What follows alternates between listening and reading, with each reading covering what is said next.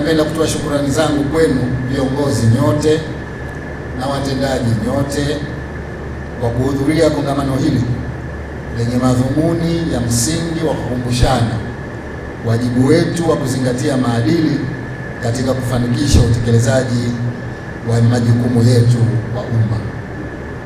Nitoe wito sisi viongozi kutekeleza majukumu yetu kwa uaminifu na uadilifu, pamoja na kuwa mfano mwema na wa kuigwa kwa wale tunaowaongoza. Kama tulivyoelezwa hapa, kuwa kiongozi ni kioo na kigezo chema kwa wale anaowaongoza. Tunajifunza pia kupitia mafundisho ya Mtume wetu Muhammad sallallahu alaihi wasallam pale aliposema kuwa sote ni wachunga na tutaulizwa kila mmoja na alichokichunga. Tuzisemeshe nafsi zetu ndani ya kipindi hichi cha mwezi mtukufu wa Ramadhani, tukabadilike. Tusiwe kazi yetu sisi kusuluhisha ugomvi katika taasisi zetu. Kazi yetu iwe kusimamia utendaji. Jambo lingine ni swala la uwajibikaji.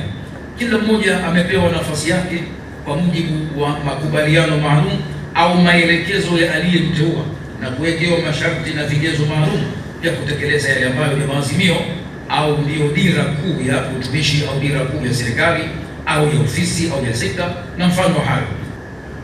Akhlaqi ni nini?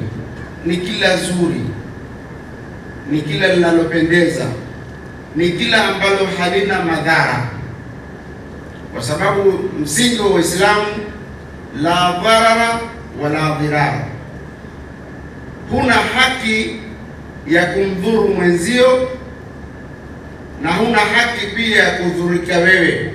Tajlibu ridha, na jambo hilo linavuta ridhaa ya Allah, walqubuli fil ardhi, na kupokelewa katika ardhi, walqubuli fil ardhi, na kupokelewa katika ardhi.